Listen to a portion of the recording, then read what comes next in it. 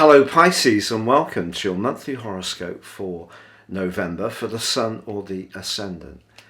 Now I'm going to give you an overview of the major strands of this month and then dive deep and give you a much more forensic account, so please stay with me. As you enter this month, Mars, the planet of drive and of passion, has moved into your sector of travel, of wider adventure. Now Mars in the 9th house is going to be very active through to the second week of December. So even if your circumstances this month don't mean that you can just head off at the drop of a hat, something is set to emerge during that period of time. But also, of course, the Sun is in the sign of Scorpio, your 9th house. That's to do with truth, philosophy, history, legal system, contracts, and of course the travel, exporting, and crossing borders, very 9th house energy. And they're going to be joined on the 5th by Mercury, the planet of communication. And it has been going through a long transit through your 8th house, which is quite delicate around very close involvements or business matters. So I think some clarity will start to come through from the 3rd when Mercury comes out of shadow from the recent retrograde. And the other key thing to tell you about this month is that also on the 5th, Venus, the planet of love and affection, is moving into a supremely sociable sector. And it's going to be there through to the 6th of March.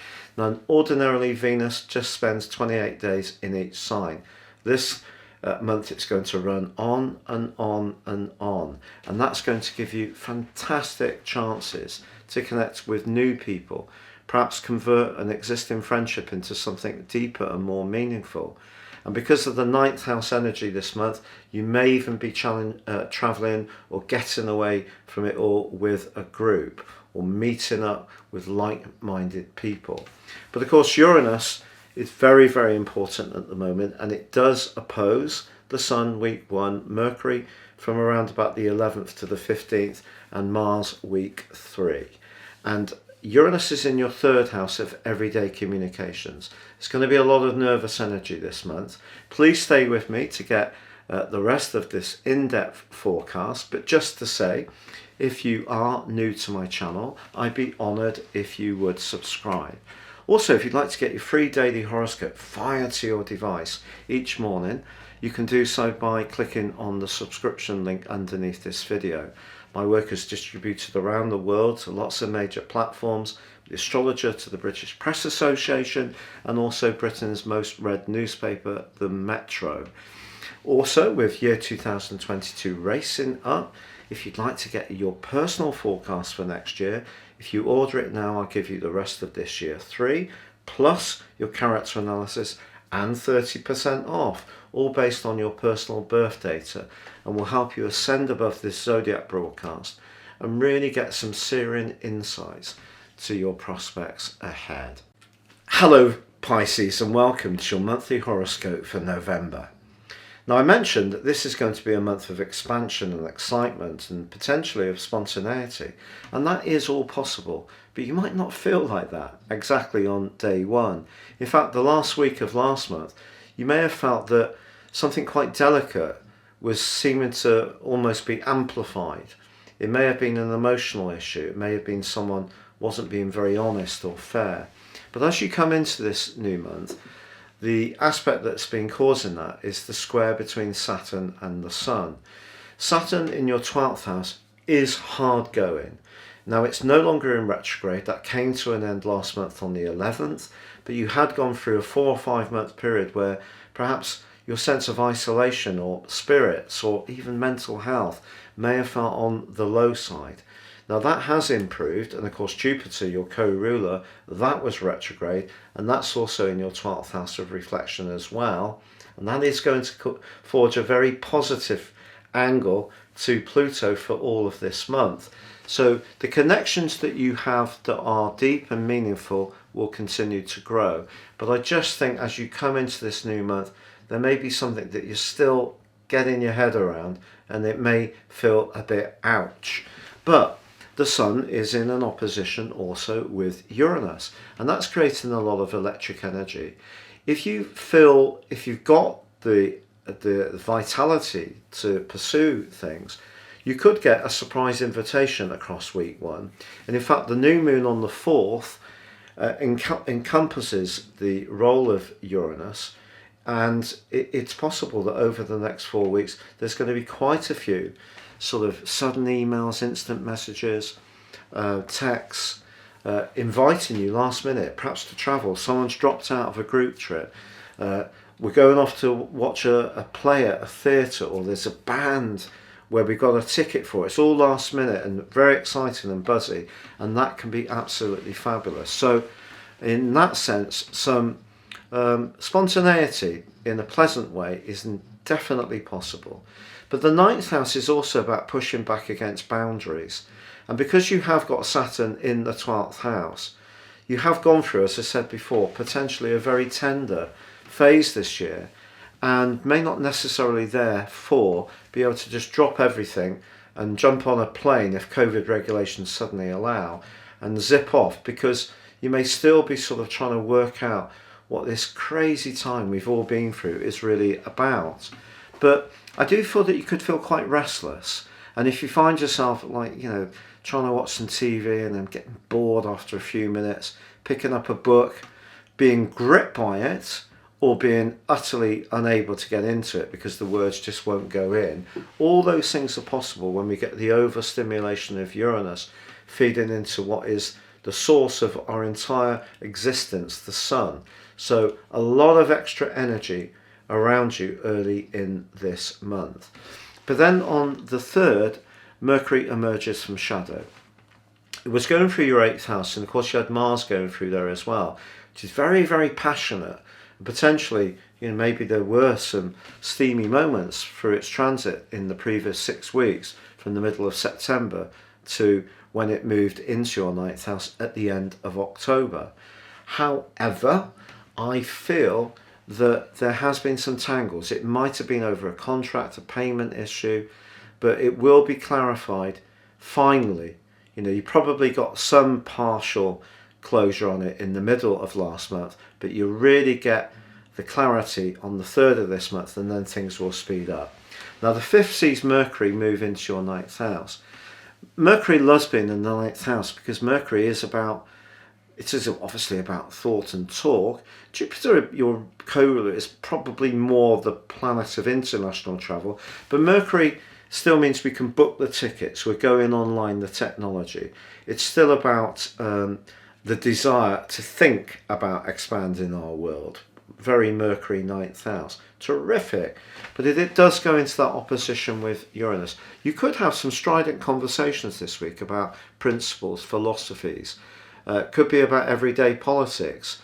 You may see things very differently to others and be prepared to be quite frank about expressing those opinions. But then on the 5th, Venus travels into Capricorn, and it's going to be there through to the 6th of March, as I said before. So friendships can really be given a significant boost by this, but particularly next month when Venus is very close to Pluto. Just be aware, when Venus and Pluto are in any kind of close alliance, there is the potential for the more political desire of Pluto to use the charm of Venus for nefarious purposes. So for example, someone could be a friend and be really lovely and seeming to be wanting some kind of relationship, and you might get involved with them, but actually no, they just wanted a friendship with benefits, which could be really upsetting if you're wanting something much more meaningful. So just be aware that Venus in the 11th house is lovely. It could make you a lot more popular. Sorry, I beg your pardon, even more popular than you are now. But just be aware of people's motivations, particularly from the 18th when Venus goes into shadow. But week 2, Mars repeats that Sun-Saturn square of the first day. Now Mars, of course, is a much more impatient influence. If it wants to go somewhere, you want to get there in at the speed of sound. A speed of light. Sorry, you want to power there quickly, and that does suggest a little bit of vulnerability, because with Saturn in the 12th house, if you seize on any information, your desire to get away from it all, but maybe you're not quite psychologically in the right frame of mind. Saturn could just hold you back a little bit, and that could see you booking something and then having to change your mind. So I wouldn't be too impetuous around week 2, but in terms of the more strategic growth of direction in your situation, the Sun's angle to Pluto is fantastic. 9th with 11th, definitely some kind of group trip. Getting together with people that you have a kinship with. Maybe it's family members, maybe it's neighbours, maybe it's people from work, maybe it's an old friend that goes back years, or maybe it is a new association or group that you're actively involved with. But something can evolve around those connections really significantly in week 2. However, the 19th does see a full moon, but that full moon is in your 3rd house. It is angling to Jupiter in the 12th house. Funnily enough, I think someone may tell you something, perhaps even in confidence, but it actually could really cheer you up. Maybe you're expecting something to be worse. Maybe they're going to let you in on a bit of a secret that someone has got quite a crush on you. That's entirely possible. A mutual friend can definitely play Cupid this month for you, which is lovely. Of course, if you're a very private Pisces, which can be the case, you might not want anyone sort of getting involved in your personal affairs, but try to stay cool. The 9th house is all about exploration, and it's a very Sagittarian energy, so it's not about navel gazing, it's about getting out there and doing stuff. So if you have had months sitting on the sofa watching countless film after countless film, bored out of your brain because it's just so limited, this is your month to bounce back. But I just think how it's going to happen is going to cause a lot of nervous energy, which could then become nervous tension. Your nervous system will need some looking after. So that means getting those early nights, eating good nutrition. It could be that you're going to get into some fierce debates, particularly in week 3 when Mars and Uranus go face to face. And that's the one where if you're traveling anywhere and you're driving, you know, whether it's in a car, on a motorcycle, on a bike, be very cautious. You know, don't pay real attention. If you can, go the more scenic route. I really would say that, because Mars opposite Uranus can make us awfully impetuous and impatient.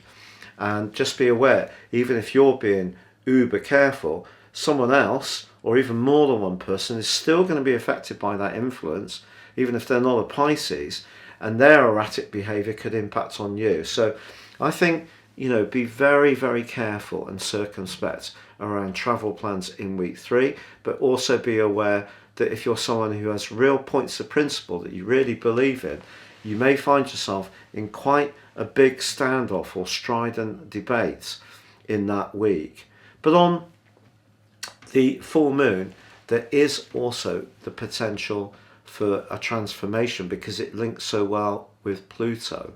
So this month sees the 3rd house Uranus, your nervous system, your everyday thoughts, the way you immediately respond to things, in a competition with the 9th house, pushing you to be more daring and get out and explore, be more independent.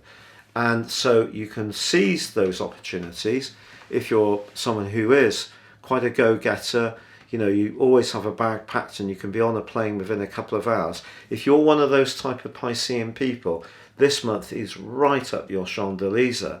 If you're someone who is a bit more of a home lover and a couch potato, I think the recent confinement of COVID may have just become really quite boring.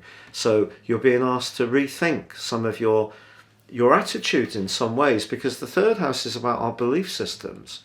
The 9th house is like higher philosophies.